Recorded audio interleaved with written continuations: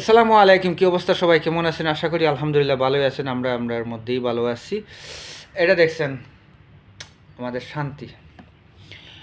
এটা নিয়ে আমাদের ভাই ব্রাদাররা যারা সরকারি কাজ করে, তারা চাকরি করে, তারা শপথ নেই বেশি অংশ এটা নিয়ে। আমাদের যারা 92% যে মুসলমান ভাইয়ারা আছে।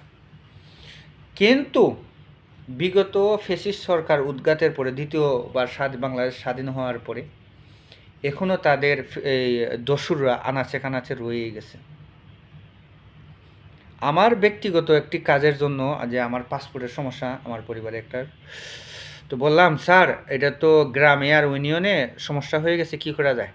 উনি বললো এটা তো পেপার তো চেঞ্জ করতে হবে। তো পেপার চেঞ্জ করে কি করা যায় স্যার? আপনি কি এটা এই জায়গাতে সংশোধন করতে পারবেন? করতে পারবো।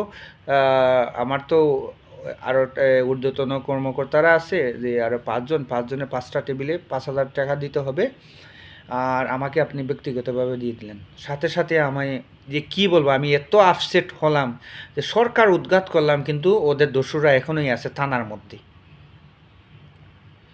তো এটাই আমি বলতেছি, আমাদের বর্তমান সরকার যে ভারপ্রাপ্ত আছেন, যে স্যার আছেন, যে ওনাকে আমরা যে নোবেলজয়ী স্যারকে আমরা এতটুকু চাপ দিতে পারবো না এখন, কারণ অনেক কাজ ওনার। তো আশা করি যে আগামী নির্বাচন 26-এর পরে যে নির্বাচনটা হবে, ইনশাআল্লাহ এটা যাবে সংসদে। আমরা সব দেখছি, সব দেখে ফেলছি অলরেডি, কিন্তু এটা যায়নি আলাদাভাবে। গেছে কিন্তু আলাদাভাবে যায়নি। এখন আমরা আলাদাভাবে এটা নেব।